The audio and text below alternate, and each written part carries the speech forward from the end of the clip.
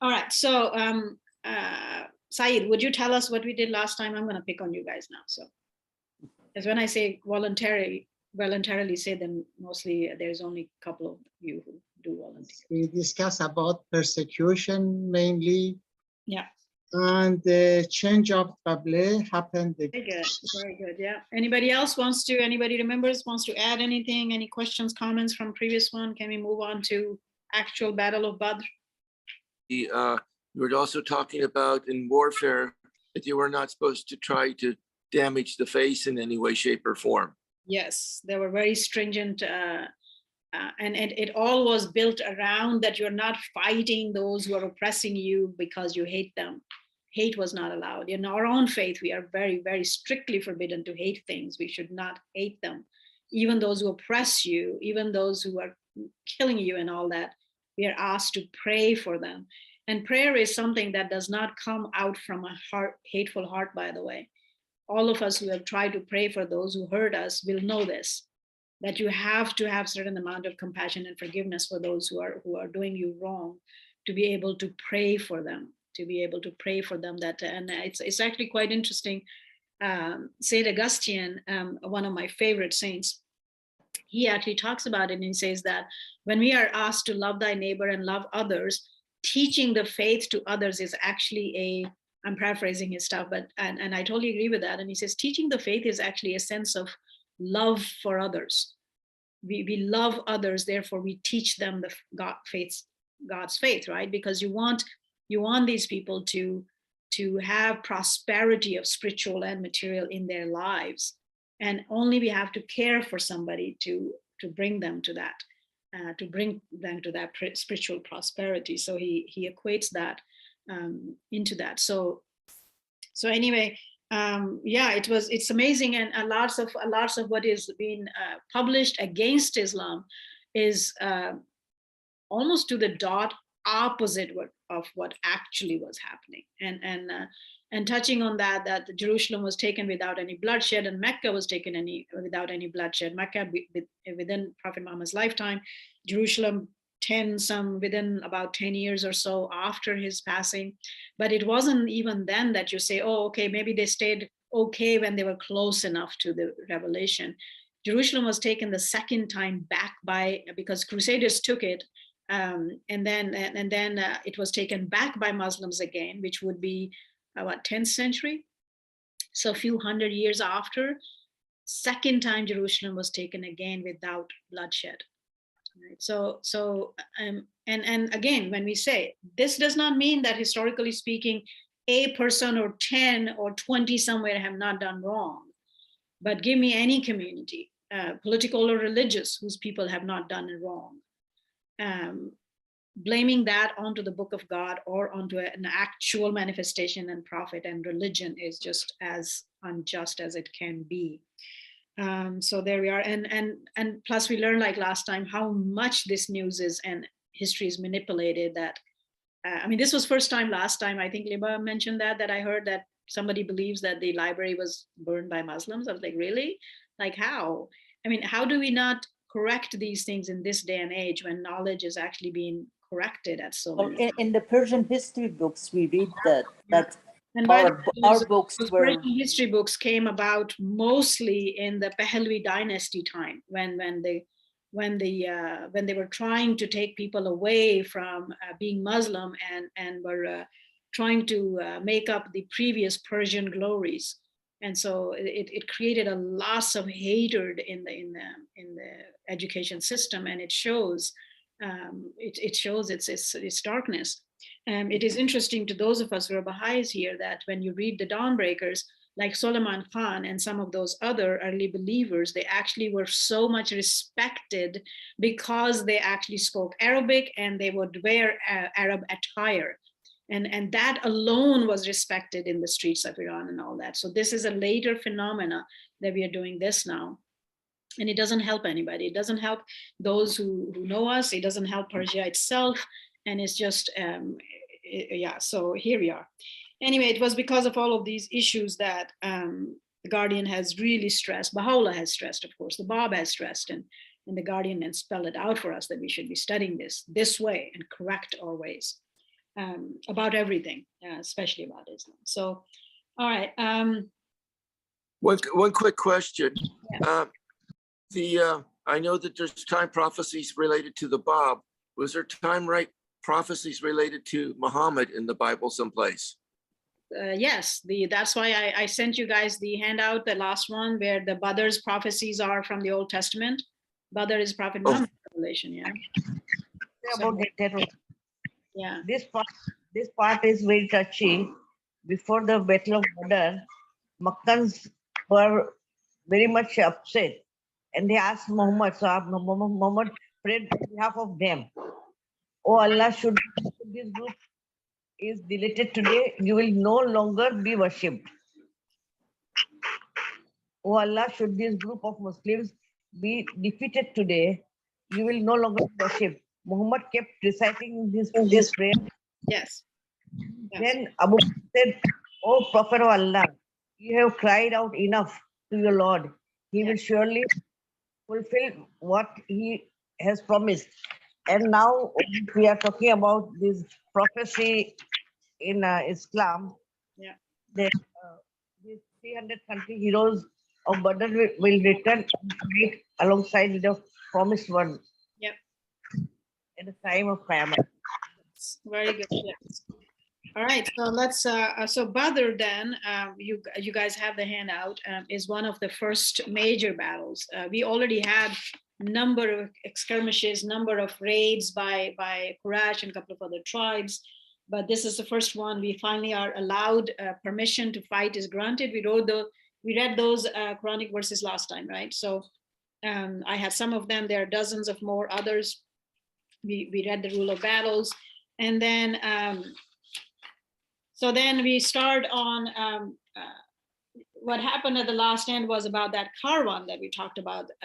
So this sort of this revelation, permission to fight has been granted, happens at that event where the Meccans have stolen everything from these peoples, the Muhajirin, the immigrants that have left their homes behind in Mecca, and they looted them and made a caravan with their own goods added and took it to Syria and sold everything. So when this news came to Muslims, they were very, very disturbed. And by the way, I wanted to make a correction note on that too. I said they were give or take large or small 60 battles, but the Muslim historians actually count them at 95, right? So because some of them, like those who want to be cautious, like mostly they don't pick up the ones where only it happened between 10 people and 15 people and stuff like that.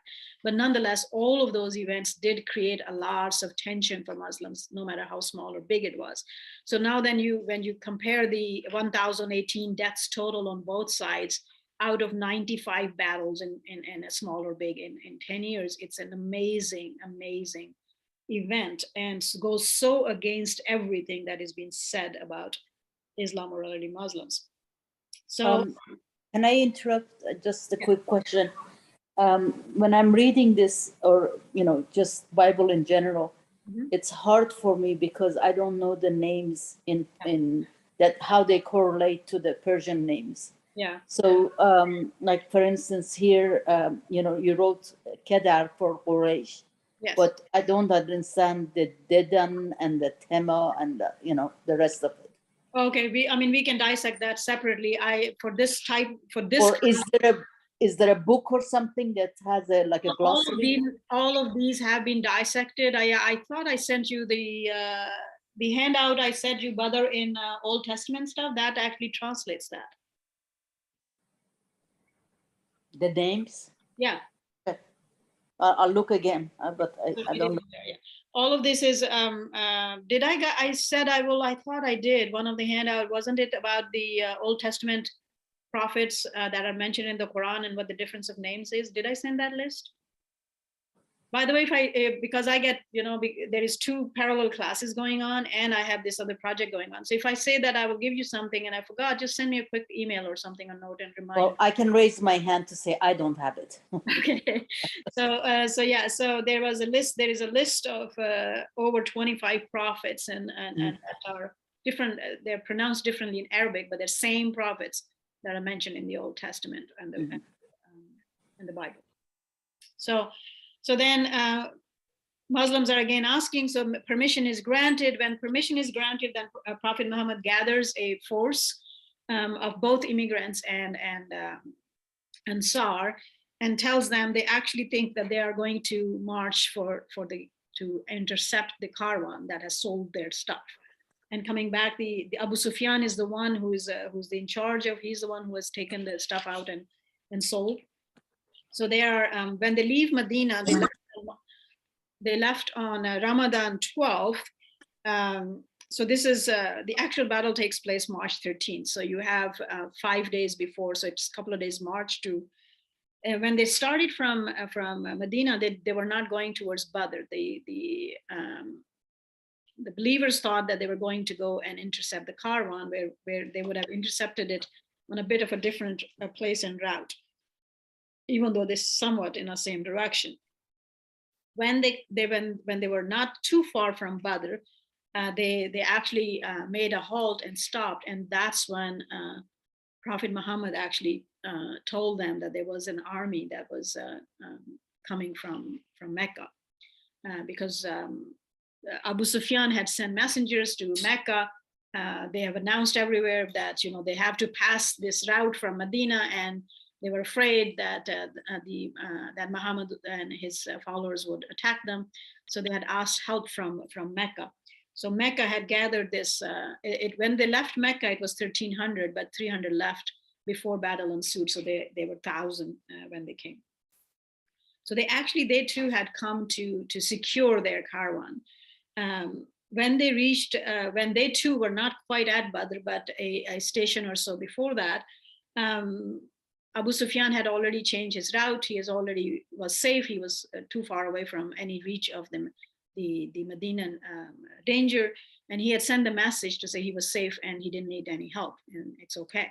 So several of the Meccan leaders actually then tried to convince their own people to just go back, because their whole purpose of actually starting on this thing was to make safe the caravan, and they learned the caravan was safe. It is Abu Jahl at this point who sort of mocked everybody, and he was really mad about this suggestion, and he said they want to mate the Medinans and the Muslims anyway, and offer them a battle.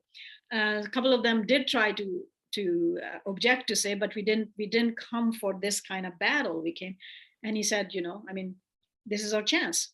So he decided, and because everybody, their pride was so big that you called somebody a coward, and here they are. I was like, okay, I'm going to do this then. So he said that they became with quite a pomp and stuff, with music and dancing and lots of showing off of their own wealth and power. So he said they will camp there, and by Badr, and the tribe, they will show their power and their wealth and their name and fame and position to the other tribes. This would be to their adding to their prestige.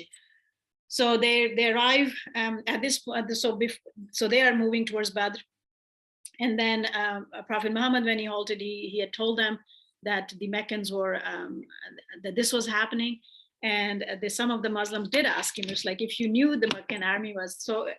From the hindsight, when you look at the way he had gathered people, the way they marched, how they marched, where they marched, he actually had never any real intention of intercepting the caravan at all. So, some of the Muslims had asked, if you had known this, why didn't you tell us this in Medina? Maybe we would have been prepared betterly.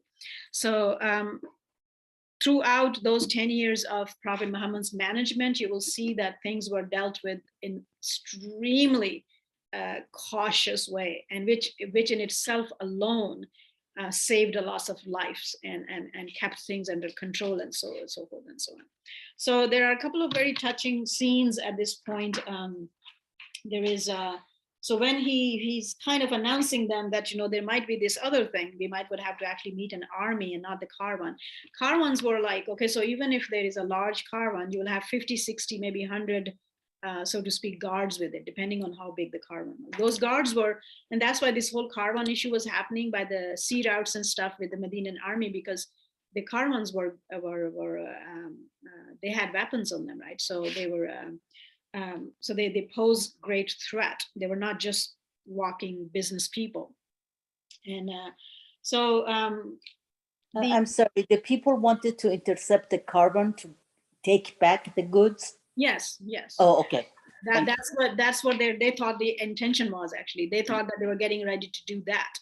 Mhm. So, because this whole, when the first revelation came to say permission for fighting is granted to those who have been wronged, then that was the actual issue in their mind, right? So then when Prophet Muhammad is and every time whenever any plan would change or more danger was sighted than what the companion knew, that too was his personality, that he would stop and he will let them know and he will ask them again, actually, but if they still wanted to be committed to this thing, actually. So they were never beguiled about just shoved into something without knowing what they were doing.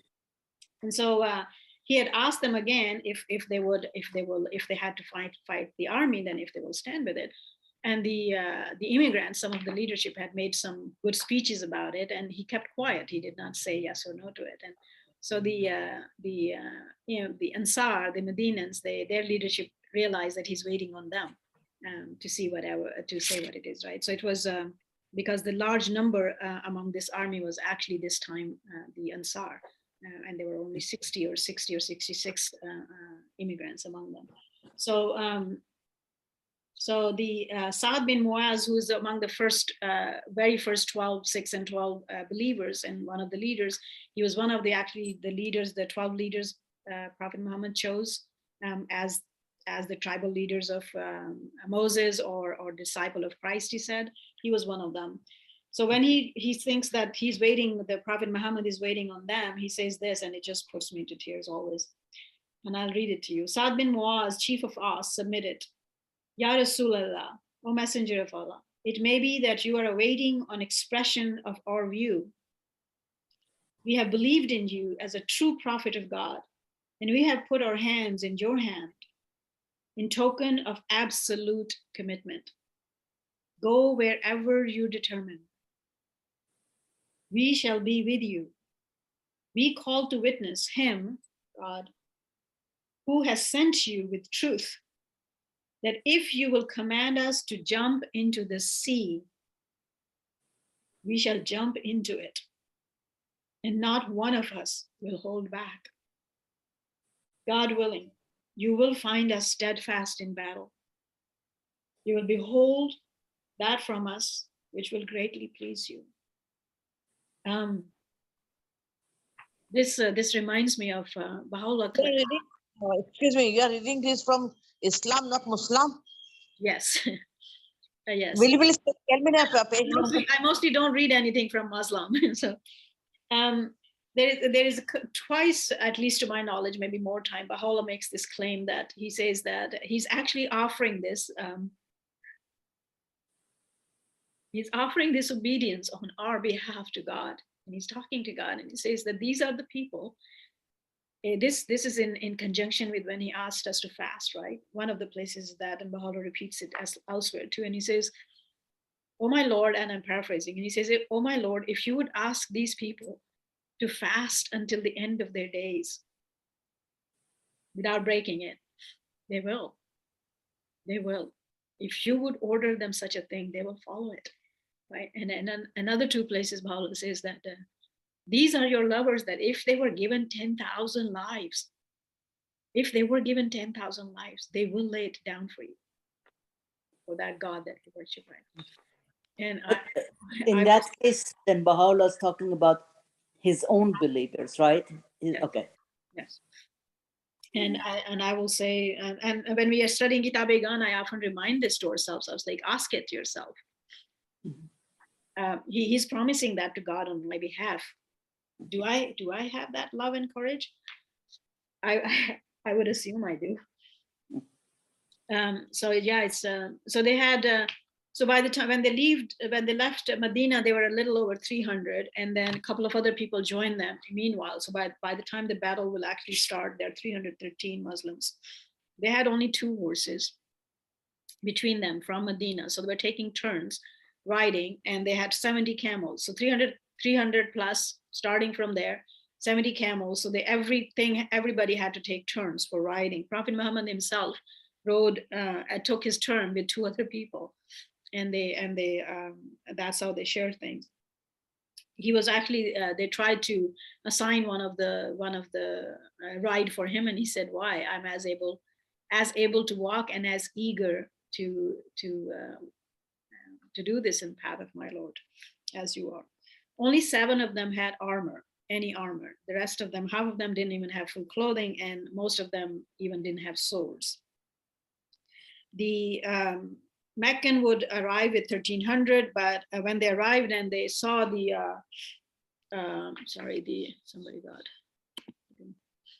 Dave got lost in coming back. So when they saw the Muslim army, they actually could not believe their eyes that these guys have like what? So I sent somebody. Sorry. So they sent somebody to ride around and see that they were quite sure that there was some other force that were hiding behind them. How would they come out with this kind of people, just these many people to face Meccans? Meccans are at this point out of 1,300 soldiers, most of them are in armor. They have 700 camels, 100 horses, most, as I said, most of them in armor. And they are most of them are of Quraysh. They were another tribe with them too, but these are warriors. All right, so these are warriors of hundreds of years, and not like these farmers, which they call peasants, came from Medina, right? And so they sent somebody to ride around, and they said that it's quite they were certain that there was some other force they were hiding behind, and they will come back later and help. So this guy managed to kind of circle around the whole area, and he comes back and he says, nope, there's nothing else there. This is it. This is it. And so at this point, the guy who took the route, remember Suraka, the one who was asked, would he like Khusro's bracelets? It's him who's riding, and he actually declares that what I see, you don't see. These people have bought death already, because they're going to fight to the last end. They don't have any backup. They don't have anywhere to run, because on the backside of them is their children and their women back in Medina, right? So they're going to do to the last breath what they have to. So he says, you don't see what I see, and he actually rides away. At this same point, there were another tribe that were 300 of their men were with them, and they left too. They were like, no, we don't want to do this. So then the Quraysh were left with 1,000, still 3 and 4 to 1. And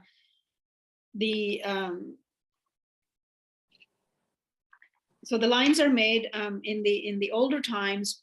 I think we did talk about it around the Badr area. There were couple of wells. They're not the kind of wells we make today, but they're like naturally made sort of wells, and there was water. There's 2 opposing stories. One is that, the Muslims took up the wells, and then after they did themselves and all that, they just kind of buried in them and stuff like that. But the true story is not that. And it was like, even when the enemy, some of them approached and they wanted to drink water, and Muslims wanted to kill them or throw arrows at them, Prophet Muhammad stopped them and asked them to let them drink. While he was in prayer, Ali and a couple of other companions came across, and they grabbed one of the enemy slaves from one of these wells, and they were interrogating him about the size and the place and so of the army. And the guy kept on saying that he doesn't know, and so they kind of mistreated him a bit and maybe beat him up a little bit and stuff. And when Prophet Muhammad got done with his prayers, he comes upon and he actually forbade them. There was never ever any this kind of beating and punishment allowed. That we now talk about. These are now our international regulations, right? And that's where it's starting. So he very lovingly talks to the person, and rightfully so. A lot of these people are not into good counting, not into, they don't have that kind of caliber that they can give you all of that. So he treats him better and asks appropriate question to the way the guy is. So he too asks him, and he says, they're somewhere on the other side of the dunes of Badr, but I don't know how many they are. Right? So there's a large army, but I don't know how many there are. So Prophet Muhammad asks him, was like, how many camels they kill every day to feed the army? And that he knows, because he's in that he is in the service group of people. He says they slaughter 10 camels a day to feed the army. Now, from this, you can actually estimate to how costly it is for everybody, right? So So it will take them about a week from Mecca to arrive here, or especially in an army and moving in that direction. And that's what is happening. I mean, they have to provide for this. So he says that they kill about 10 camels a day to feed the army. And Prophet Muhammad turns to the believers and says, oh, well, their strength is about 1,000 people. So which was true. And so he asks him, he says, who is with them? And he says, some of you would know these names. And he says, Utbah, Shaiba, Abul Hikam, which is Abu Jahl himself, Abu Bakhtari, Uqba, Sulail, Amr, Nafal, Tamia, Zama, and several others. These are the top Quraysh leaders, right? The top Quraysh leaders. About 24 of top Quraysh leadership had arrived with this army.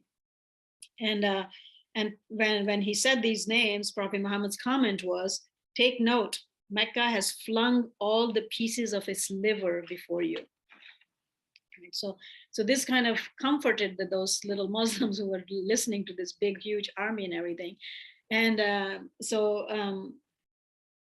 he lines up the battles. I send you the henna. One of the things that was very peculiar about him was discipline. Prophet Muhammad really, and the 5-time daily prayer itself provided such a discipline to Islamic society. And you can imagine that, right? So the most lawless people, as Baha'u'llah says, and Abdul Baha says, and the Guardian confirms, that any message of God at any time, any dispensation, comes to the darkest people in the world. And so darkest people in the world, Guardian talks about this several times. So Persia didn't get 2 manifestations because they were on the top of the world. Persia got 2 manifestations because they were the darkest people at the time. And he says that having it said any otherwise would be unjust to history and what history presents. And why this happens is, and Baha'u'llah says this is choice of the manifestations themselves, actually. They choose to come to these places. And he says, when they come to the darkest of the human beings, and then they lift them up, and these same human beings who become believers become the heroes for mankind and history. That in itself is such a proof of God's word and his power, because it transforms these people. And then now they become the leadership. Those who believe become the leadership of the humanity. So he was, discipline has always been called for in our faith too, by the way, and perfection and steadfastness and focus, and do everything the most excellently and so forth, and so forth, yeah. So he's, in a large army gathered up around him, people have said that you could have pin drop silence, right? So reverence, like in the middle of the battle, it was reverence. So some of you, I actually recommend watching the movie at the end of this series of classes called The Message. It's very old, it's from 70s, but it's one of the very well done ones. It has few little minor problems, but overall it's really well done stuff. And it kind of, because of course they had to make a movie out of 23 years of revelation, it's condensed, and so to speak, but it's a good thing. After all of this, it kind of gels main events, and it keeps in your memory very better. And if you can't find it, send me a message and I'll send you a YouTube link to it. However, one of the scenes later, it is that when the army was marching towards Mecca, the movie shows that they were beating the drums and all that, which actually is opposite. Prophet Muhammad forbade them such things. He forbade Muslims to recite inciting poetry before wars, or calling names to the enemies, or shout out insults at them, or even like sing martial songs, because that incites anger and hate in the other side, and you're not allowed that. You're not allowed that. So the Muslims are lined up now. There's another one of my favorite stories of that is there was this one guy, and it reminds me again of one of the early believers that used to do the similar things to Baha'u'llah. And so Prophet Muhammad is lining them up, and he himself will line them up, and he had his bow in hand, and he's like going, okay, you're 2 feet forward or you're 2 feet behind, and line up, straight, proper line. And so he's doing this, and one of the guys immediately says, Ya Rasulallah, you are the most just person in the world, and yet you have done this injustice to me. And the prophet of God is a bit startled. It's like, what happened? What did I do? And everybody's startled by by his demeanor, and he says, well, because when you are touching my shoulder to tell me to line up, you hit me too hard and it hurt me. And so because Quran teaches that whenever you have done any wrong, that actually you have a debt towards this person to undo it, right? So he says that because in his words, then this created a debt. So Prophet Muhammad moves forward and lifts his shirt aside on his shoulder, and he says, here, you hit me back on the same spot and then we'll be even. Right? And so he jumps forward and he kisses him in tears, and Prophet Muhammad says, what's that? And he says, well, we are first time in this kind of battle and this kind of army, and we are facing, I don't know if I would live. And I wanted to just avail this opportunity for myself that I had kissed you. So he was and still is very, very much loved, rightfully so. So the both Arabian and everybody else in the globe at that time, the style of battle was, you would, once you started line up together, another thing that you saw in your rules of battle was that Muslims were never allowed, even when somebody is now attacking, lined up in front of you, Muslims were not allowed to shoot the first arrow or do the first attack. They were to wait until the enemy actually starts, and then the battle will ensue. And often Prophet Muhammad would actually tell them, he says, what if maybe they will change their mind even now? Maybe some of them will change their mind even now, and then you won't have to have this. So they always waited. So they're waiting, and so the Meccans then come forward, and there was this whole style of battle was that you send your champions, you send your most militaristic people that you have trust in, and then they call challenge to the other side, and they have one-on-one battle. And in much older times, the whole idea actually was that if you could maybe just win and settle over here. So whichever part loses, you could just go away then. This was not done in most cases, but that's what the idea was anyway. Even if you didn't stop the battle, it did have a great effect on whoever was winning these one-on-one championships. So 3 of the Meccans leadership, among the leaderships, come forward, and they challenge the Muslims to come send their champions to fight them. 3 of the Medinans immediately stepped forward, and they wanted to do this, and the Meccans were very belligerent about it, and plus they really looked down at these people. So they were like, nope, you are not at par with us. We want our own type of people. We won't fight peasants, send the blood of Quraysh back to us. So Prophet Muhammad calls these 3 back, and 3 of the immigrants were sent forward. So it was Hamza and Ali and Walid, and they, I forget the third one always. I'm sorry, I'll correct it later. So they come forward. Hamza and Ali was able to dispatch their opponents within like a couple of minutes. The third one had a little bit of time spent on each other. Both of them were injured. And then Ali and Hamza's help, third one was dispatched as well. These are closer family of Hind, if any of you know her name. She's Abu Sufyan's wife. Very famous, historically speaking, as one of the bitterest enemies of Islam in the early days.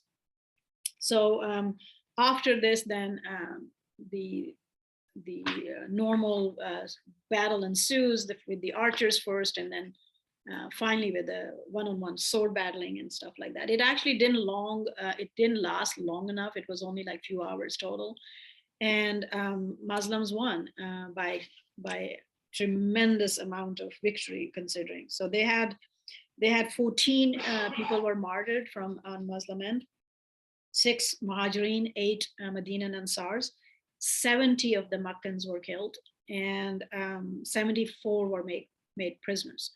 24 out of those that were killed were those top leadership of Mecca. Actually, most of the top names that came with the army did not made it back. So they broke the lines. They retreated. They fled. The Meccan army fled. Some of the one of the stories reminds me of some of the incidents in Neres and John and Tabarsi. One of the young men from Mecca is fighting, and somebody had cut his arm off, and it was lingering by the skin, but the arm was still there. And he decides that this is coming in his way. He puts it under his foot, yanks it off, and keeps on fighting. And there's scenes like that in this battle. If you go into the details of that stuff, it's just as it actually does tell you why it was said that these 313 would fight for the promised one. And Tabarsi is the real reenactment in so many ways of the Battle of Badr. At this point, you have what the new rules have come in about how to deal with the prisoners, how to deal with the dead. Prophet Muhammad's orders were that the enemy deads should be buried first, right? And they did. You're marching for days. You had a day of battle. You are fasting, right? And so the 24 of the leaders were buried in the Meccan leaders were buried in one grave. Somebody had said that, oh, Muslims threw it in a well, one of the wells, and filled it up that way. And that's what I mean, that, it's, even though you're saying, okay, the Muslims are burying it, but just by insinuating how that has happened, an amazing thing has turned into a blameworthy thing, right? So these tired Muslims are digging up a grave to give them a burial, the enemies who had been fighting them so long. And here you're saying now, even though you're saying, yeah, it's happening, but you put a twist onto it. So be very, very careful about these things, right? So same thing at one of the stories, Saeed was saying that Iranian used to say that story about how he left Mecca. Okay, he left Mecca, they both were helping each other. Ali was helping Muhammad, peace be upon him, and both of them were there. But then again, that little twist of the story makes it so disrespectful to what is happening. And so always be mindful of these things, have been insinuated by the enemies of the faith, and then they become permeated in cultures. So the Muslim martyrs, on many of the occasions when there was not enough time or enough security available, where Muslim martyrs were buried the same way, that they couldn't dig individual graves for them, so they will be buried together. And many of them here were buried the same way too, both on Muslim sides and that. Any anger, as I said, or by the next battle, then the new rule would come to that no mutilation of any kind was allowed to Muslims at all. So whatever we read in our history, what Persians have done to early believers, it has nothing to do with Islam. That does not portray Islamic spirit or Islam. That's what those people were doing, and they're absolutely wrong. The prisoners of war, the Muslims, because you didn't have a prison system or anything, the prisoners of war are divided between the believers, and they are going to hold them in their own homes. This was done everywhere, by the way, in every culture. We did not have the prison systems the way we have in most places. So they're asked to deal with them compassionately and with love. And these are the people who have just killed your family members, right? The description of this treatment has been written by those who were prisoners. And one of them writes that they made them ride while they walked themselves, because the Prophet's injunction was to read them to treat them better and compassionately. So the Muslims who have just finished a battle and burying the stuff, and it was 2 days before, 2 to 3 days before they returned to Medina, and so they're allowing the prisoners to ride while these soldiers themselves are walking. Who wouldn't be impressed with that transformation? I don't know. Who in the world, seeing which society you live in, how dark and hateful it was, who wouldn't be impressed with such a thing and say, what are you people? That's what spreads religion of God, not the sword. The same person writes that they will insist on whatever little leftover food they had, that the prisoners should eat bread, and they themselves will subsist on a date or 2 or 3 or 4 that they carried. And one of them says that even when I insisted that, this is their bread, they should eat it, I'm just a prisoner, they'll say, no, don't worry about it. You go ahead and eat it. There were a few of them that lost their garments and this and that, and Muslims were provided for them, who themselves are absolutely terribly poor. So in this way, they marched back to Medina. The number of them among these prisoners actually became Muslims later. So because of their treatment. So the Prophet Muhammad again held counsel with the believers and asked them, how do they think prisoners should be dealt? Because you don't want to do whatever the world was doing. In general, what the world was doing was that after you won a battle, you just slaughtered everybody because you didn't want them to turn around and do this again to you, or whatever the reason was. And plus, there was a loss of hatred ensued through the wars and stuff and all that. And remember, we talked about it, that for hundreds of years, Persia and Rome were at each other's throat with very long drawn battles, almost average yearly, and slaughtering and killing and raping each other. So this was common ground for lots of these people. The Bedouin tribal Arabs were even worse than these that were considered somewhat civilized nations at the time.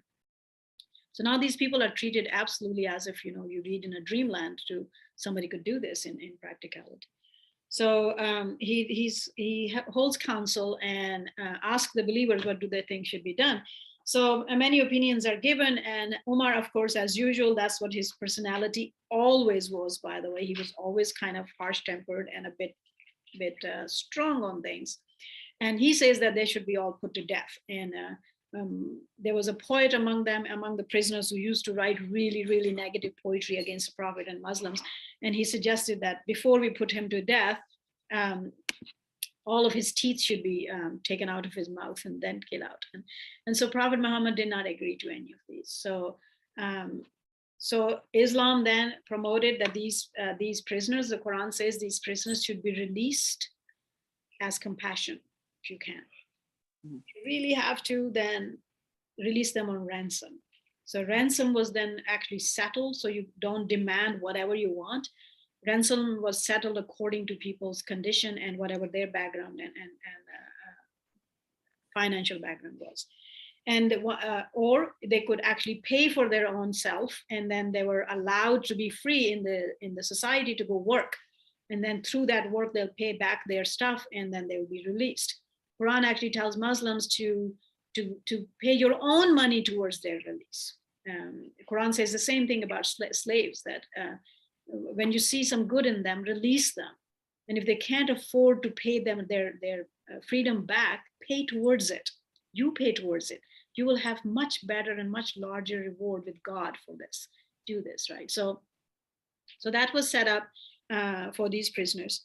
And at this point, one of the ransom was that those who were literate people, they were asked if they could teach 10 Muslims reading and writing, then that would be their ransom. They'll let go free. And so a couple of Prophet Muhammad's top secretaries for the rest of the years of his life here were actually taught this way. And the Quran puts high emphasis, by the way, which Baha'u'llah takes it to much larger level again, which happens all the time. It's not that we are more special than any other faith. We are superior in a sense only that you got more, and the next one will have more, and next one will have more. Guardian is very clear about that. But this whole literacy issue was Prophet Muhammad's one of the most known common hadiths is that the ink of a scholar is better than the blood of a martyr. Right? And the Quran enjoined that everybody must know the word of God, must learn to read and write, and study and follow the word of God by themselves. Right?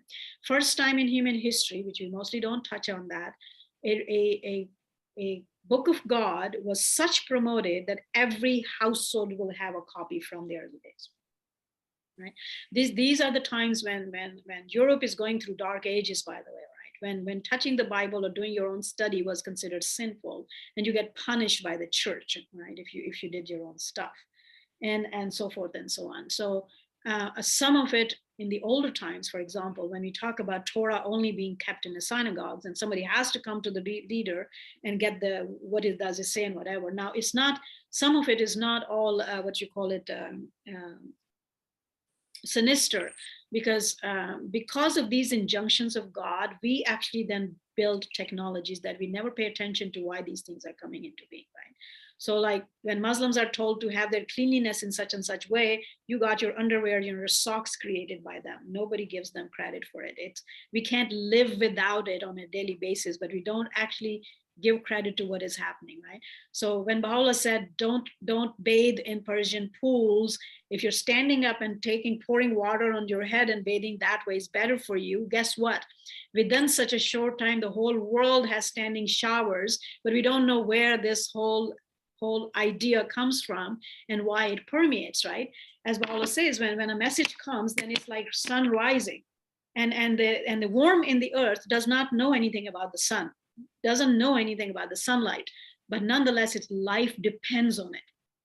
Because its life depends on it, same is the word of God. Even those who don't believe, even those who are enemies, they nonetheless get benefit from it. It raises up the whole universe with it, and everybody benefits and everybody's life changes, right? So then that's when you finally started having the real level of printing presses, really going after and trying to define the paper and writing utensils and this and that and the other, because now you have this demand of doing this, and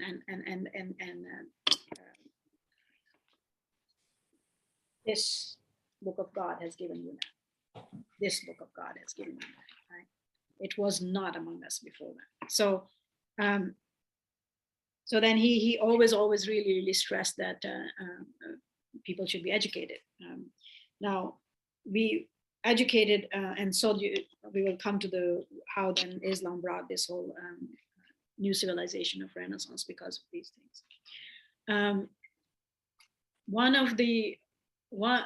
I think most of you or some of you may know, one of my favorite heroes of Islam is called Khalid bin Walid. He's one of the most famous generals.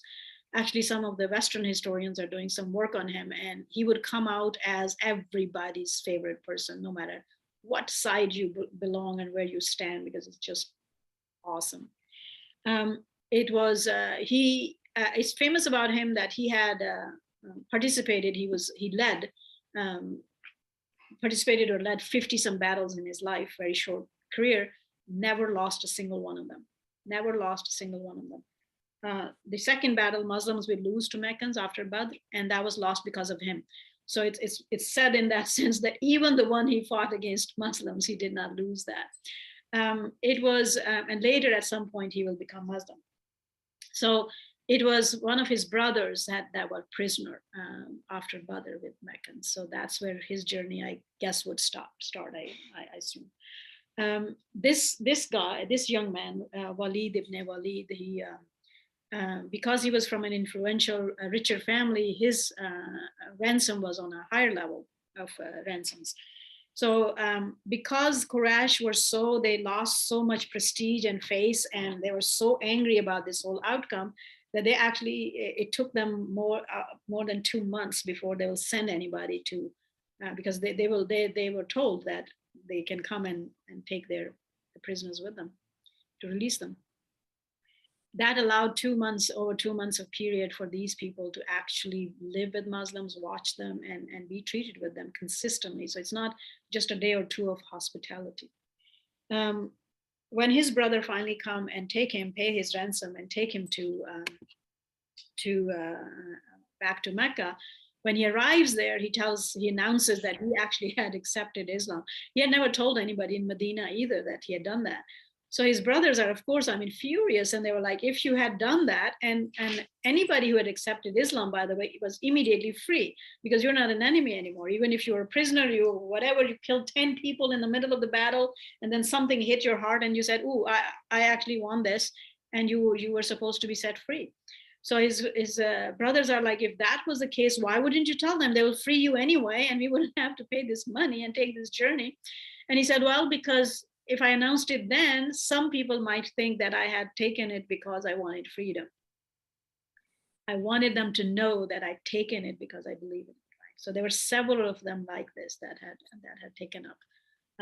So they, of course, book him and beat him up and all that and start persecuting him. So after a while, he had found some opportunity, and he actually fled from Mecca and came and joined the Muslims in Medina. So there's several stories like this at this time. Those who taught 10 each people, they were let go of as well. The Muslims were not allowed to capture anybody as prisoner at any other time at all.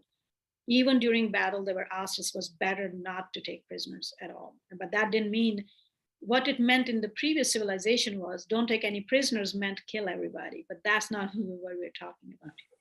So if somebody in the middle of the battle, as I said, they have already killed 12 people and then they give up their weapon and say, okay, I don't want it anymore. The Muslim's job was to leave them alone right away. Right? Because they're not a threat anymore. So that's your, I would actually say that most of what our Geneva Conventions are about war, prisoners, crime of wars, and all of that stems from the Quran and its guidance. And I think I read you one of the quotes from The Guardian, which several Western scholars now admit that what we learned after what we call Enlightenment area and a Renaissance and stuff and all that, that was the Christian interaction at large through crusades and after with Muslims that brought that humanity, knowledge, and compassion back into the West. And we are thankful to them. And now they themselves are doing lots of wrong things today, and that is pretty sad. And when you actually read the history, right, all of it. For me personally, if we can just learn to look at all of our history, human history, all that we have it, just look at it as mine. All of it is mine, right? The Christian heroes are my heroes. The Jewish heroes are my heroes. The Hindu, the Buddhist, the Zoroastrian heroes are my heroes, because that's one faith of God, as the Bob talks about it, right? If Adam's faith was not here, you wouldn't be here. That's how related we are. They're my heroes. And anyone who was their enemy is my enemy. Anyone who hurt them has hurt me, right? So if you can see that, you start reading and studying the history from a very, very different sort of angle. And you learn so much reality out of it. The same thing that you would have seen it before is very, very different. Saying that, what I have noticed, and take it with a grain of salt, this is just my outlook on it, that it's the good and bad is like goes in a reciprocal circle, and the nations come up, and whatever bad they have, somebody else inherits it, and somebody good they have, somebody else inherits it, and so forth and so on, and the world moves that way. And I think that when we are fighting these things, and this is something that we need to take note for ourselves, actually, and be very, very careful about it. And I've kind of noticed this in my personal life, and that's why I think I came to this conclusion, was that those who hurt you really, really badly, and you want to interact with them, and you interact with them, and sometimes you're forced to interact with them, it's inevitable the time comes when you want to return in like manner, because you're angry, because you're hurt, because you're whatever and all that. And that's where the danger, I believe, is. Those are the moments when love of God should refrain us from it, because God has always told us not to do that, not to be like them, right? Don't do what they did. Don't become what they became. And if we don't pay attention to that, it actually does seep back in, because my dad used to say that if somebody slapped you and you slapped them back, then there is no difference between both of you. And God doesn't care who slapped first, because you both ended up doing the same thing. Right? So he always would talk about that. And and when I grew up, I learned, my dad died when I was young, but I learned that there is an incident where this man comes running to Prophet Muhammad and tells him that such and such and such and such started a fight, and one of them have killed the other. Both of them are believers. They ended up having a fight over something, and they killed each other. One killed the other. And Prophet Muhammad's immediate comment was that both of them are going to hell. Both of them. There is something equivalent to this from Abdullah too. Both of them are going to hell. And the guy who brought the news is really sort of confused, and he says, Ya Rasulullah, how is that? Because one is dead and the other one killed him. And how is it that the one who's dead will go to hell too, even though he's been killed? And Prophet Muhammad very seriously said this, and he says, didn't they draw swords together against each other? yes, then it's just a matter of chance who went down first, right? Because if Nahid and I have done this to each other and we both stood up and both were willing to do this action, then it's just a matter of chance in the end. If I killed her or she killed me, a little different stroke, and the story would have been the other way around. He says, if you're willing to draw a sword against your brother, then there is no difference. And so this reminds you of what Christ said. If you had lusted a woman in your heart, you have committed adultery, he said. Yeah. So even though God punishes us upon actions only, but it's the thoughts that actually trigger the actions, right? So this was really a challenge for me when he said, keep your thoughts pure. I'm like, oh my God, I mean, that's such a challenge and work, because it's hard enough to keep your actions pure, but keeping your thought pure. But to understand that it's inevitable. It's one without the other cannot work.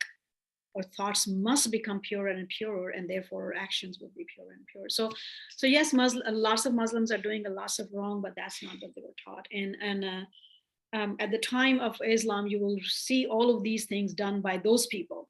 And here they are, the amazing example of it. And so Abdul Wahab works on that and says, if two people are arguing, both are wrong, right? So that does not mean that one doesn't have the truth with them and the other is not right, other is not falsehood. That's not what the issue is. It just says that this kind of attitude is not allowed. So we are called to very high resolve, and we often fail. All of us fail to these things. So I would say that most of what we are doing today, all of our laws and stuff, same, and it's not just, of course, most of us are legal societies because of Moses, right? Moses was the lawgiver. Before that, you had despotic kings. Whoever had the power, if they didn't like your face, they'll chop your head off. But legal society meant that everybody was then treated under law equally. So only the action, but when you committed a bad action, you were punished, and you were punished no matter who you were, small or big, pauper or king. If you committed that crime, then you were punished as a court of law. These courts now that we take for granted are brought by Moses. That's when we became legally run nations. And God has been raising us slowly to this some level of maturity. And I know that we take pride that now we are at the level of that maturity where globe needs to be one country, and how do we need to live with each other, but again, when you really dig down into the Baha'i faith, we are barely become 15. My age of maturity is barely 15. How good are your teenagers around, right? I mean, that's what we are. And so hopefully we'll keep on rising as promised, and we'll grow better and better. But right now it's a challenge.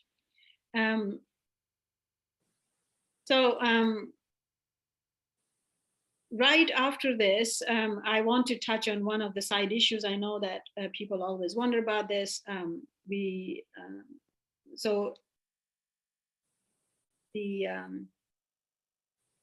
Before we moved from Mecca to Medina, Prophet Muhammad had married second time after Khadija's death, right? Almost a year after Khadija died. So we want to reiterate again at this point that he was 25 years old when he first married Khadija. She was 40, and he was absolutely in love with her for the rest of his life. Actually, even after she died, he always remembered her that way. And they had most of his children, minus one son, was from this love of his life. So a year after, when she passed, he was asked that he should marry, and he inquired, and he was given two proposals, and he married both of those. We want to remember that on this issue of marriage, the Baha'i faith is the first one in religious history that has cut it down to one wife, first time, as long as scriptures and religions are concerned. Now, we have a Western civilization that had already implemented one wife, which comes from Roman law, actually.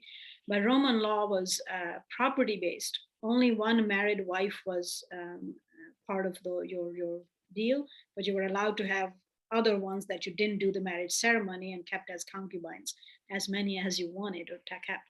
If you actually closely read history, religious leaders or religious personalities of Christians or Jews or Hindus or Buddha or whoever had several wives, historically speaking. And there are those people that you read about 50 wives or more. The king of Thailand, one of the king of Thailand in 18th century, around the time of Baha'u'llah's time, had 50 legal wives, right? So those are Buddhists, by the way. Okay, we bury all of these things, but we only focus on, we have so much hatred and wrong falsehood spread about each other that we don't dissect our own history properly. And that's why my invite was that, let's look at all of this humanity as mine. And we have done good and we have done bad and we have progressed and we have slowly progressed. And one aspect of all of this is that God only gives us what we can actually handle around our physical conditions. Pushes us a little bit, of course. To our eyes, it seems like it really pushed us a lot under those conditions. But when you look at any of us from the hindsight, with just a little bit push forward, a little bit push forward, a little bit push forward, same as you will do with your 2 years old, right? You don't overburden them so much that they become incapable of doing something, right? And in that kind of view, I understand Baha'u'llah, this comment that the light is so sharp that you become blind when you look into the sun, right? And he equates that with the message of God, that the word of God is so powerful. Its light is so sharp that when you look into it, you get blinded. So it's his mercy that he gives this to you in certain amount of covering with veils, so you can actually slowly come to light and see. Otherwise, you'll die under its weight. Right? So the way I understand it is that if you start telling a 2 years old to be responsible as a 7, they become so paralyzed because they're not capable of doing that. So I personally, even when we do talk about these things, right? So which Buddhist did that, or which Christian did that, or which Jewish did that? For me personally, God is my witness, I want to look at those things from that angle. These are my ancestors. They had limited capacity. They had these conditions. God was trying to raise them up from these conditions and only push them as much as they could actually handle. Yeah. So there are these stories over and over again. But we don't, if we could actually then see all of this, then a lot of this other falsehood that we've just kind of focused on a group of people goes away. Because now you have actual comparisons to make, historically speaking, what time it came in, what other people were doing around, and so forth. So that said, one of the contention is that so 2 marriages he had is, one is a widow.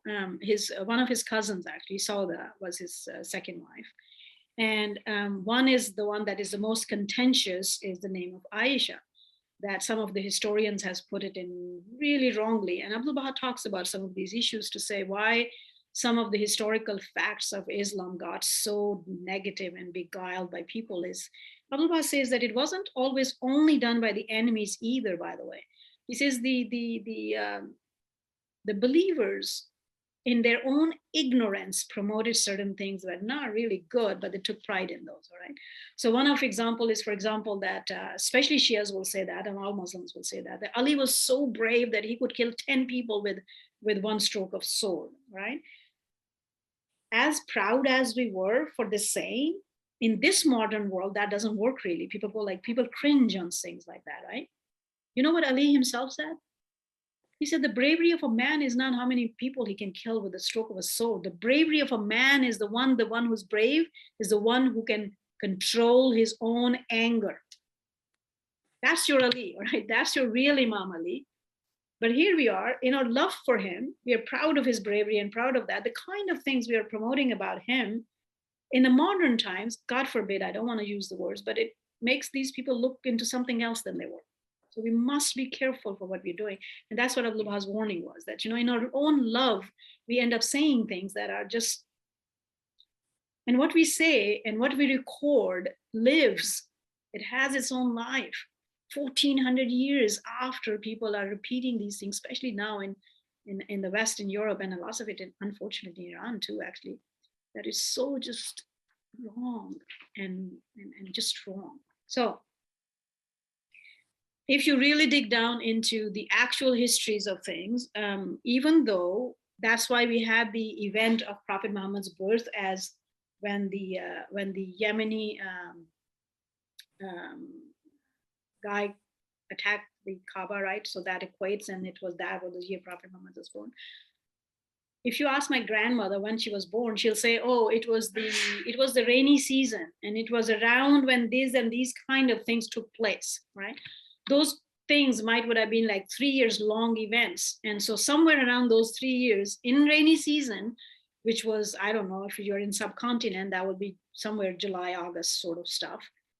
That's how she will describe her birth time, all right? And lots of primitive societies did that. You didn't note down people's birth dates. So lots of wrong information has been put on this because this is a very easy target to put against the manifestation of God. If you go to the deep down into those who have dug up histories and stuff and all that, when she was engaged, when in Mecca, when she was not given in marriage, an engagement, what we call an engagement, was done. They call betrothed, which Baha'u'llah forbade, by the way, that before the age of 15, you cannot betroth girls anymore, right? So that cut off all of these problems, but that was not the case at the time. Women were married as soon as they had their first period in every society, all right? In every society, they were considered mature at the age of your for your periods. From Judaic stuff, the boys were mature at 13, and much later the rabbis decided that girls should be married at 12 and boys should be married at 13, right? One of my own grandmother was married when she was 9 years old, and this has nothing to do with those people, all right? We are talking about this last century. We are talking about just 80, 90 years ago, last century. Right? So this is what the culture is. She was about 10 years old when the I'm sorry, who? Aisha, Okay. Aisha, the most famous problem that the world has. So Aisha was about 10 years old when she was engaged with, and one of the, if you look deeper into the stories, is, by the way, that she apparently was engaged already to somebody else and the engagement was broken. Until today, those, I don't know, I think we do have a couple of people here from subcontinent. The way the engagement works in that culture still is that if your fiance walks away from you, it is almost equal to divorce. And then you are discarded. You're not as liked, even though nothing has happened. You haven't even, you didn't even touch hands yet. It was just an engagement. But a man walks away from you, there is stigma against you towards that. Now, multiply this to 1400 years ago. So that, plus, if she was already engaged and this was happening the second time, she couldn't have been, 4 years old when she was getting engaged and somebody was already discarding. Nonetheless, so, and then the marriage actually took place 5 years after this engagement. So at minimum, some of them actually put her age at 17 and 18 when she got married. And so, but at least she was 15 when the marriage took place.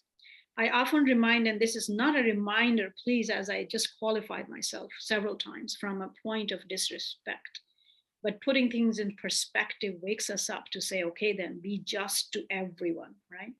Mother Mary was barely about 13 when Jesus was born, okay? A very established fact. Right? Joseph, who took her, in the older scriptures, in the older side writings, is said to be 80 years old at that time. 80? 80. Right? Wow. There is another apocalypse writing where it says that when he passed away, he was 111 and Christ was 19.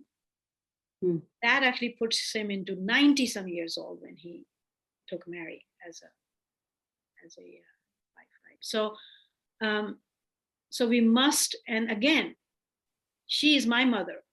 She's the only woman that is named in the Quran, right? Christ is always addressed in the Quran as Jesus, the son of Mary. We know how highly Baha'u'llah talks about her in the Kitab-e-Iqan, so forth and so on.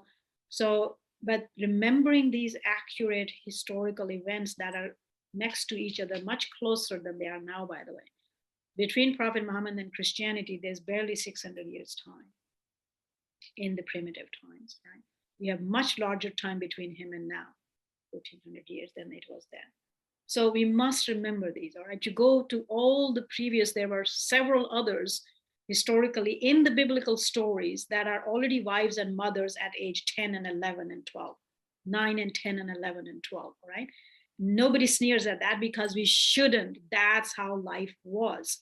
And life was not tough for women only, by the way. This is a political issue. I don't want to embark on it too much.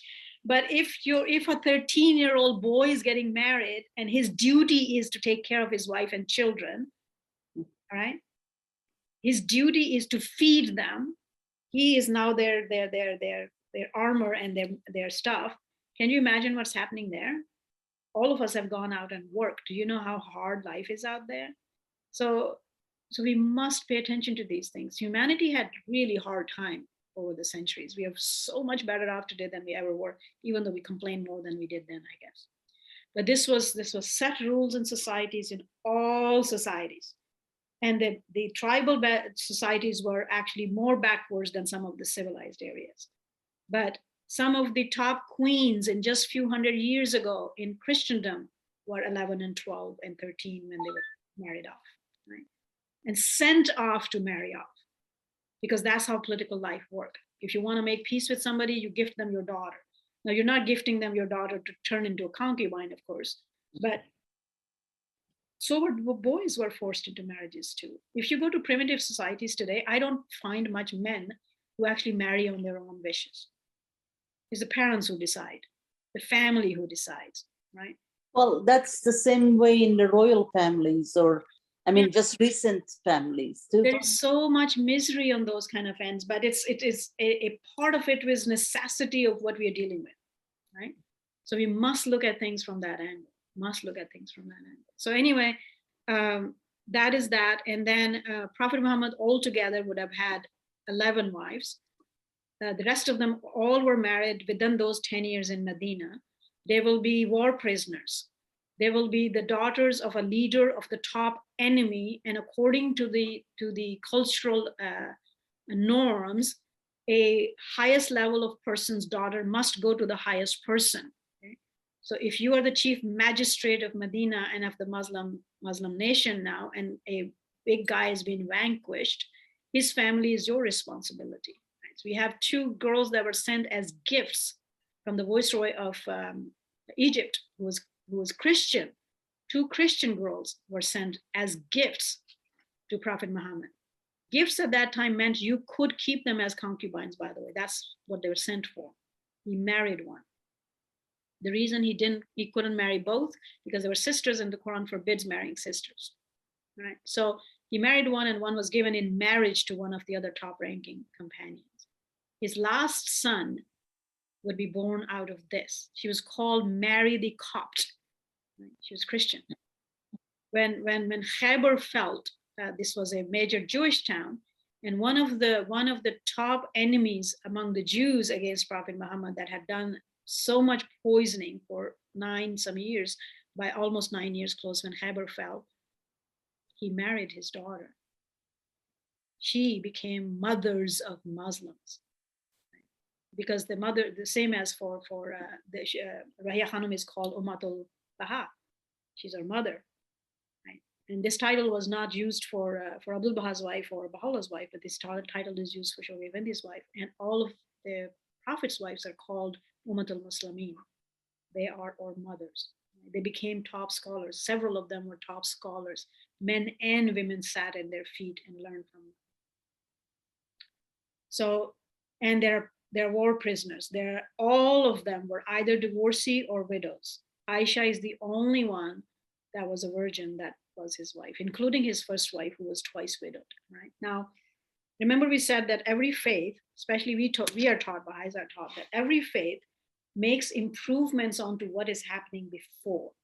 So our context of reading the context of a faith is not just within its own scripture and history, but it must be read in the light of what is happening before. So by the time you come to the understanding of the Quran, you will have to then embark on the Bible, the New Testament. You want to understand what Christ is doing, you must embark on the Old Testament to say what was happening before. Why is he doing this? What is going on? So I've always challenged people to say that the Quran is the first book of religion that limits the number of wives to 4. What is happening in Prophet Muhammad's life is before the law of that is in place. Okay? Limits the number of wives. What we present Islam as, oh, they allow polygamy, as if Islam started polygamy, as if Islam did polygamy. No, that was the norm in societies everywhere in the world. You could marry as many as you would afford or not. You kept whoever it was. Quran condemns that. Yes, certain of the sultans, certain of the shahs have done this, all right? But that has nothing to do with Islam. Islam does not allow you to keep a woman as a concubine, no matter who you are.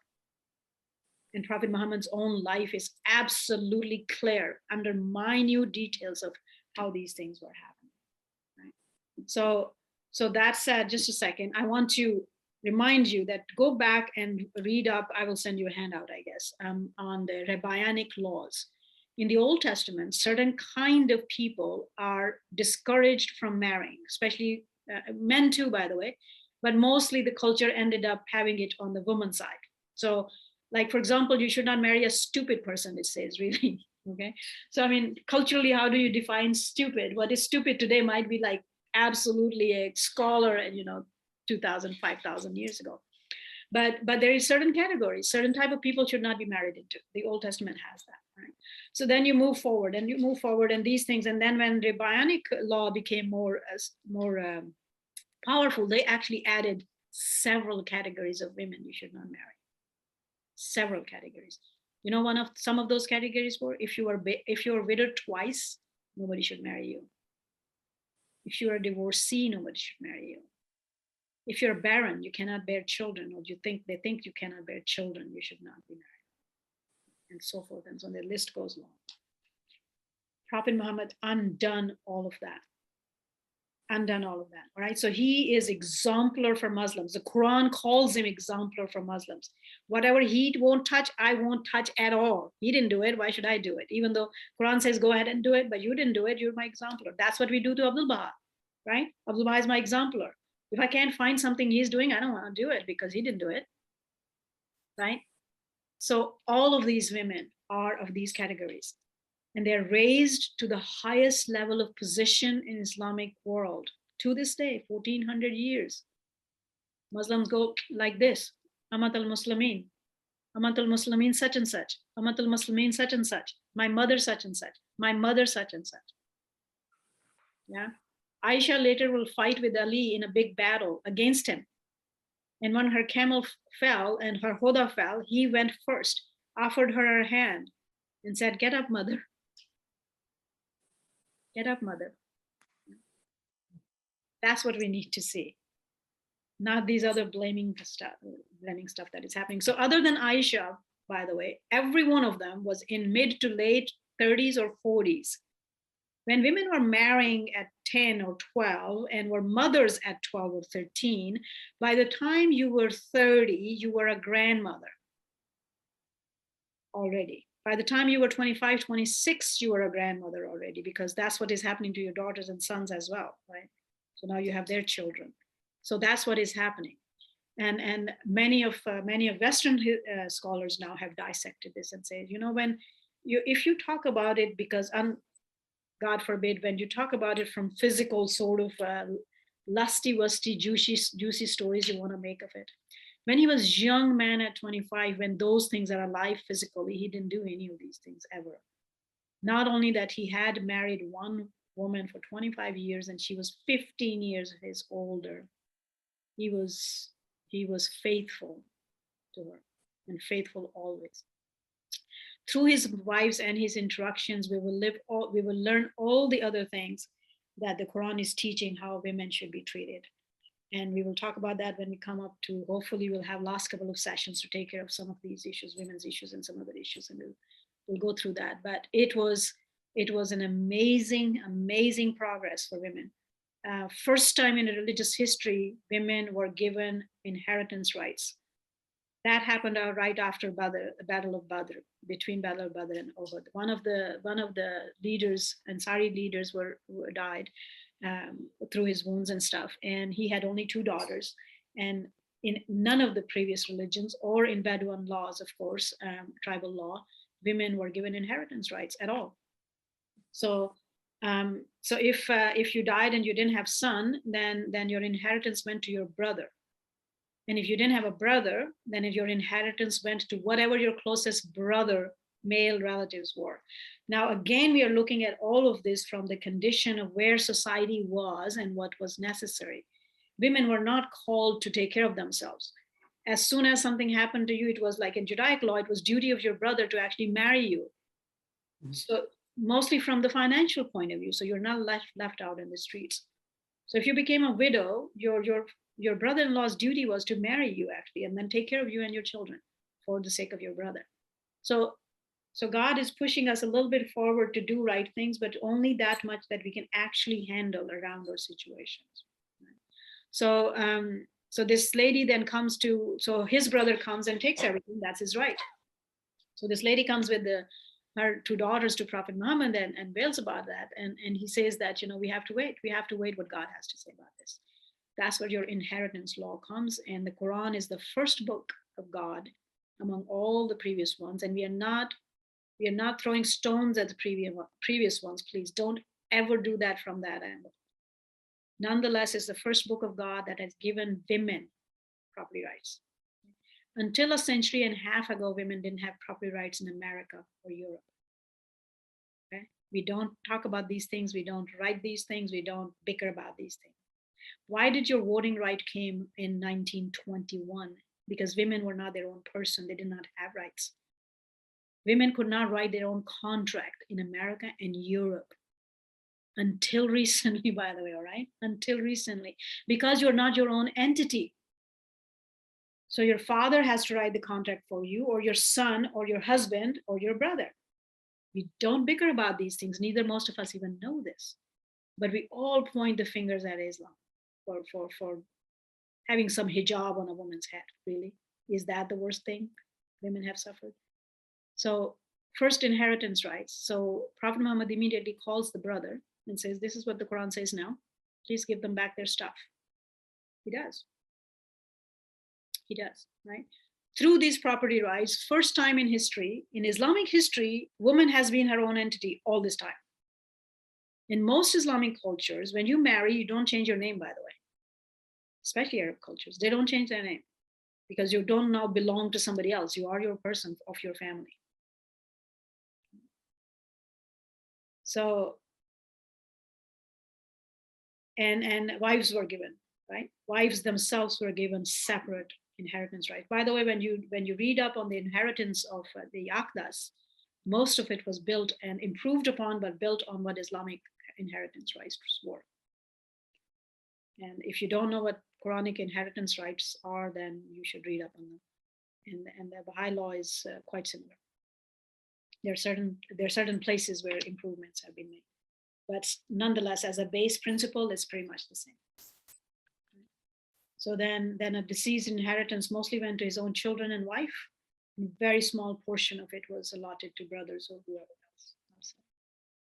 So there it is. It was a tremendous, humongous amount of status, position, forwarding, and status of women in Islam.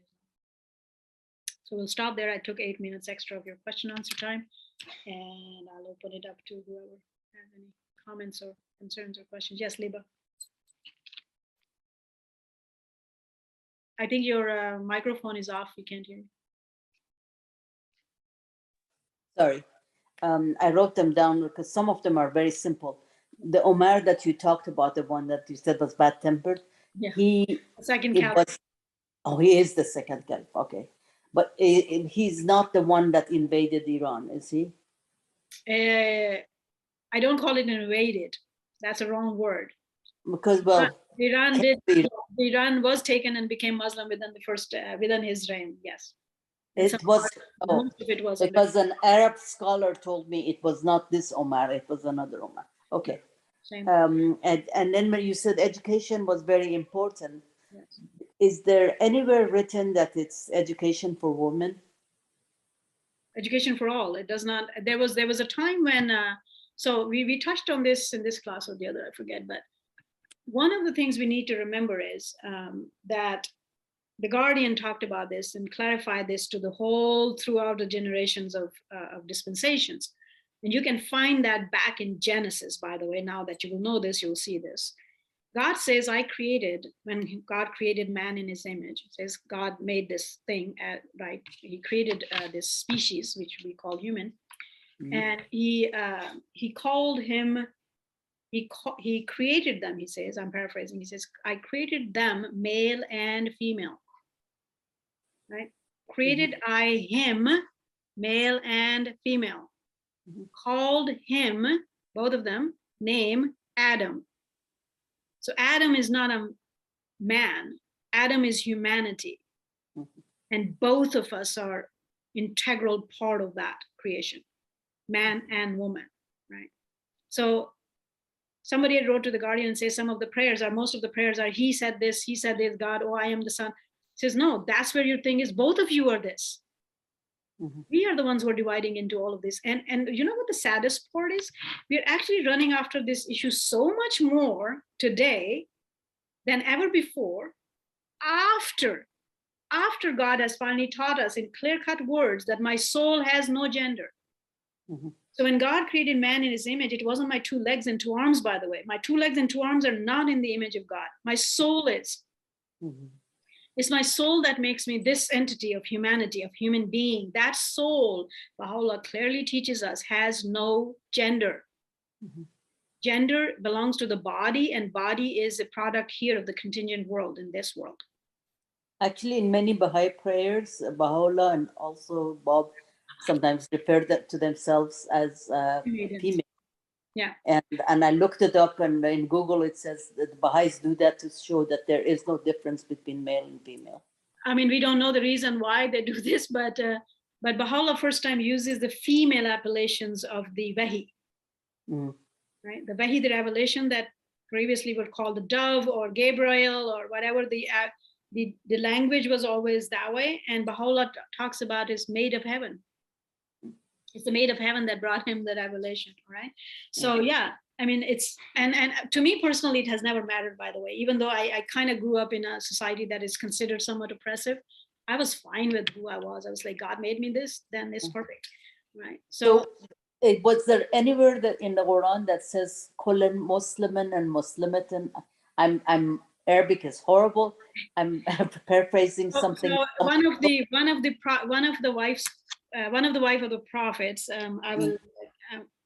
I think it was I don't remember exactly, but one of the very scholarly wives of the prophets had complained to him about this too, as we do today. He says, why it always talks about men, him and him and him and men, you know, the Quran. Why doesn't he talk about women? And he laughed and he says, but all of that is combined, right? But she was not satisfied. So there is a surah, and I will send you in handout. There is a surah that it really almost like makes you laugh, because there are several verses over the same thing. It says, and this he enjoins on men and women, on men and women, on men and women. It goes on and on like that. So yes, there is a whole surah 4 is called the surah. It's named after women. Yeah. The Quranic surah 4 is. And then you said he had 11 wives, yes. Not all at the same time, right? Well, after Khadija, all of them are on the same time. He only lived 10 years. But I thought you're not supposed to have more than 4 at a time. Yes, because that's law would be Islam will bring that law later. We are dealing with the Prophet. Oh, it was after, okay. Like Baha'u'llah had 2, but he says you can have 1, okay. Baha'u'llah had 3 wives, and so all of those wives were married before Aqdas was revealed. Okay, I didn't know that. Okay, and then, so all of Muhammad's children were from Khadija except 1. Yes. That's what you said. Okay. Now, regarding this 4-wife thing, I found a book. I was in London. I wanted to see the Shoghi Effendi site, you know, just because I had been told about it. I went there, it got raining, so I went to the shelter in the bookstore, and I found this book that talks about, in Islam, about how you are allowed to have a second wife only if the first wife Allowed to do approves, that, yes. and that you have to treat them both as the same. And then another surah says that no human being can treat them at this as Yes. the same. Absolutely, yes. So in essence, The Guardian actually has translated that for our purposes, for common folks, to say, because none of them can, therefore, if you put a condition onto a thing that cannot be availed, then that means you cannot actually do this. right. Lots of times law is written that way, by the way. So lots of time it is said that, okay, if you can see, let's say in the pitch dark, and you see this thing that you and can grab it, then it's yours, which none of us can, then that actually means that you can't, it's not yours. The thing is not yours, right? So whenever a condition is made onto a thing that cannot be availed, then that allowance is not given you. So yes, the Quran says that. We will talk about that when we come to the issue of women. We can dissect those when we actually start on the Quran. We can talk about those things. But so yeah, it's again. And I'm also interested in the. I mean, I know it's not relevant to what we study today, but the hijab and Muhammad, and does it say hijab, and what does it verses say? in the Quran that talk about dress. The whole elaborate what we made out of that was actually, unfortunately, most of this was learned from Persian harems. The Arabs didn't have the concept of harem; they lived in tents. So it's the Romans learned like what we call kowtowing today, like you prostrate to your. That was learned from Persians. Romans didn't have it, but when they conquered, when Alexander first, and then through that after the Romans, when they saw this, it was like, ooh, it was slowly seeped into their culture. So again, we talk about it because at the time of Islam, all the surrounding civilizations are in their darkest time, right? So Persia there was a time when we had Zoroastrian prophets who were kings, and we had this top of the world civilization under them, but that was not the case at the time of descent of Islam. So Islam has built one of the largest, most fascinating civilization ever in the history of mankind. We don't quite talk about it that way, but at the time of next manifestation, they are in their broken times. They are in their darker times. We cannot equate what we see today for what they really were, and what the faith was talking. And then you were talking about pure thought, and that how we thought that. Well, Zoroaster thought that. Of course. He said you have that pure thoughts. One faith of God, one common faith of God, right? All of them are my prophets. All of them are my manifestations. All of their messages are for me, for all of us, right? We must cultivate the same love for all. And Zoroaster was not one. There are 28 Zoroastrian prophets in that line. You have several in several in Buddhist line, right? You're several in Jewish line. You are, so forth and so on. All of them are one and the same. We make no distinction among them, the Quran says. We make no distinction among them, Baha'u'llah says. They're all one and the same, and I love them the same as I would love Baha'u'llah. The only distinction is that in this day and age, we follow Baha'u'llah's law. That's what God says. If God says follow all of them, we'll try to kill ourselves and do that. But right now, this time is Baha'u'llah's. Next one will come, he will decide whatever he wants, and I will love him the same from next life, hopefully. Right? But we must learn to love them. We are urged to love them. The Quran urges us to love them. Baha'u'llah urges us to love them. Bob urges us to love them. It's hard to unscrew all these tightly screwed things in the head. I went to a Jewish school and, in a Muslim country, and being Persian, so all these crosses to bear against the Arab culture in particular in Islam. So it's just, it's hard. I'm trying. No, it's actually, I started seeing that after I became a Baha'i, and it really saddened me. Because my major interaction with Persians were after I became a Baha'i, because there's so many around. And so, yeah, it really, really saddens me. It really saddens me. We must learn, and we must teach the right thing. We must change this darkness, or there will be no peace. There will be no peace. And so, I mean, the whole Muslim world today, there are 50 Muslim countries, right? So Muslim from one to another culture because of cultural background. The Quran is what the peg is. So all the major element is exactly the same with minor details, so what kind of clothing this country wears when they get married, and what kind of clothing the other one does, and right, what kind of gift you like, and what those are the side cultural things that are different. But the main issues among all of these communities is the same. And I've never seen any other country, I'm sorry to say, other than Persians, who defile the name of Arabs or the Islam. They're proud of it.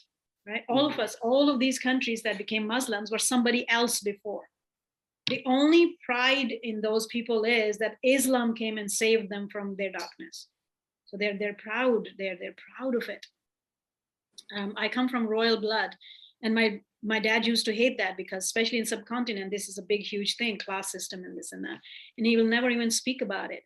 And the only time he said you should be proud of your royal blood is because those were the people hundreds of years ago who accepted Islam, even leaving their thrones. And that's what the point of pride is. Right? Mm-hmm. And so even in Persian history, this is, as I mentioned, it's a newer phenomenon. That's not how things work. So that's why I reminded that, Sadi and Rumi and all that we really take great pride, especially Rumi. There's a whole insurgence of his poetry and all that in Iran and in Western countries and stuff. He had that poetic talent because of his love for Muhammad. I understand all that, but I still can't get over that the books were burned and the poets and the poetry was saved by people saying it heart to heart, no. Memorizing it. Books were not burned. Books were burned by Genghis Khan, never by Muslims, ever. The history has ever known of that. Yeah, I have to do some more. And again, I often talk about it that even if you don't have the books of facts, even if you use the common sense to dissect all the hate and the stuff we are taught, it doesn't work. It doesn't hold for 5 minutes. So because one of the things will people say, oh, they placed a soldier in every house, an Arab with a sword every house, and they were forced into that. How did Zoroastrians live until 200 years ago in Iran at that numbers, if that was the case? Not possible. If one generation is forced, and we have tried this, certain type of people have tried this, by the way. There was an inquisition in Spain that tried this. As soon as that king and queen died and these people had some liberty, they went back to their religion. Why didn't all the Zoroastrians that were forced into Islam become Zoroastrians after a generation or two? They didn't. It's not possible to force your religion onto people and have them stick with it. So it became a huge problem in Spain because they actually started then consistently doubting all the Jewish children or the Muslim children that were forced into that because they weren't like doing that. Anyway, there'll be many places where these things will come in. Quran is absolutely abhorrent of any force on this part of conversion. No compulsion in religion, no ever. God has never allowed that. Never allowed that. Because it's a matter of conscience, and God has created conscience free. He does say that if you don't follow him, you're lost and you're devilish and you're all of those. But I, as a human being, am not allowed to force you to that. All God has said is that I need to transform myself on his word so much that you are then at awe and you want it. That's the only way of teaching God has ever allowed. The Quran actually goes so far to say, if you have done wrong, you have no right to tell anybody else to do right.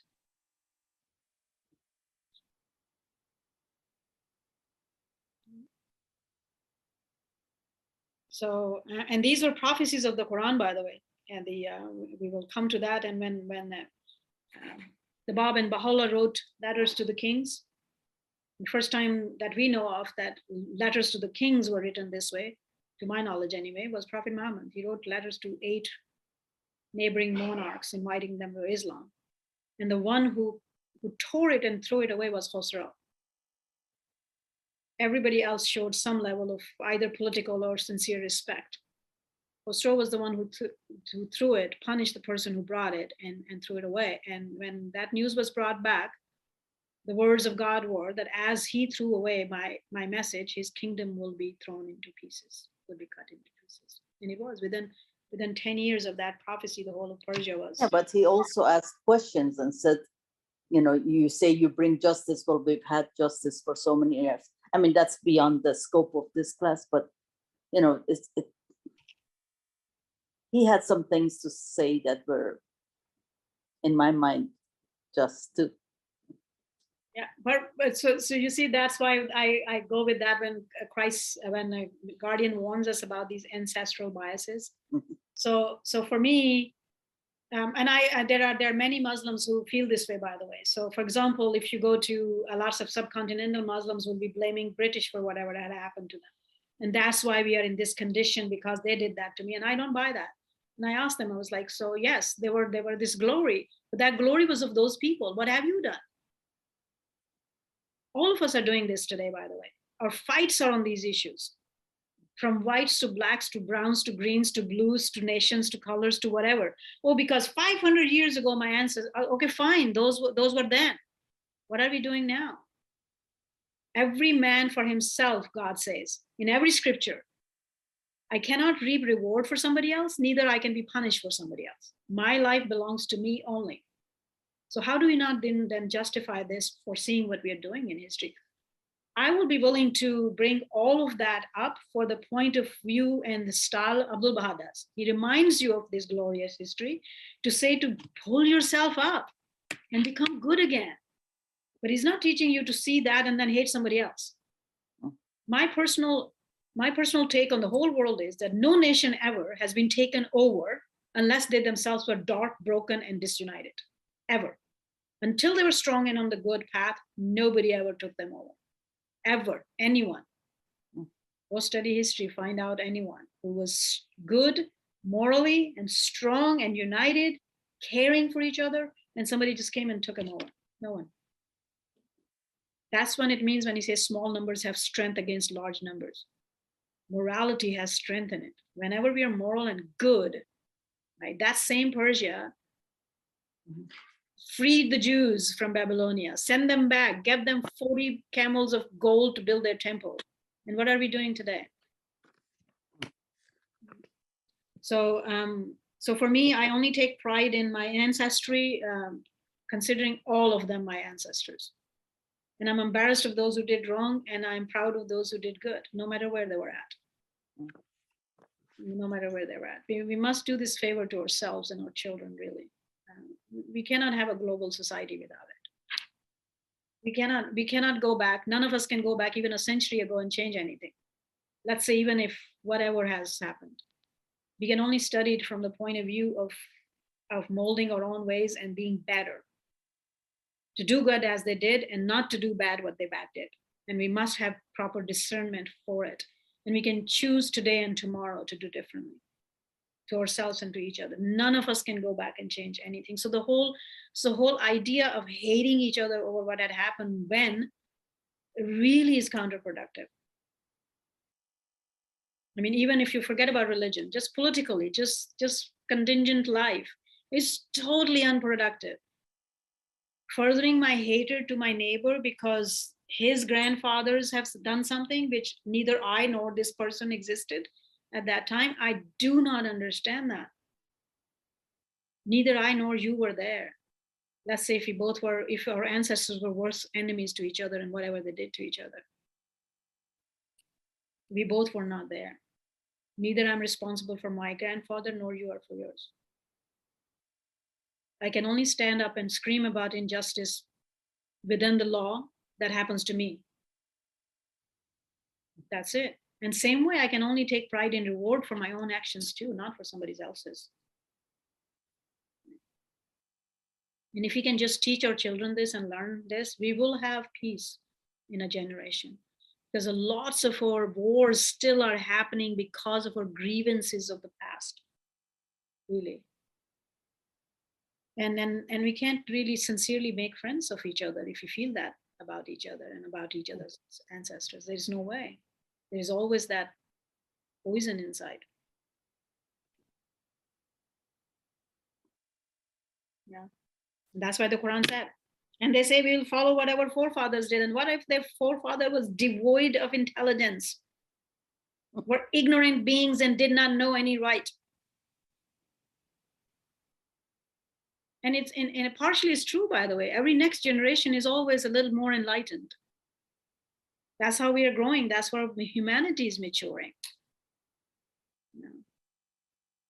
So anyway, that's my rant on it.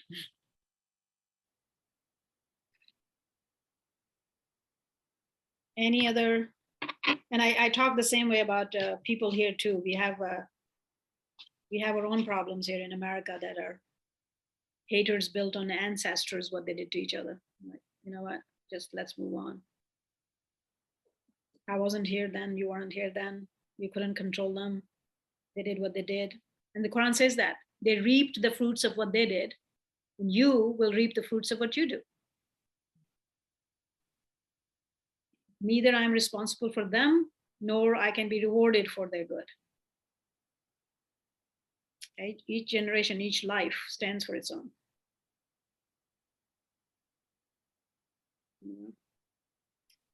And the choice is ours. We can change overnight. Actually, that's what makes me proud about human beings. Actually, human beings can be quite crummy. But there is this amazing thing about human beings that when they choose, they can change overnight. You're a different person the next morning. And I had seen that transformation in myself for coming to Baha'u'llah. Literally, I mean, you're a different thing next morning. And if that can wipe away everything you held on to, everything you were angry about, everything you hated, and the next morning you're a different person, and all of those people all at once became your people. I often talk that to my Indian friends. I was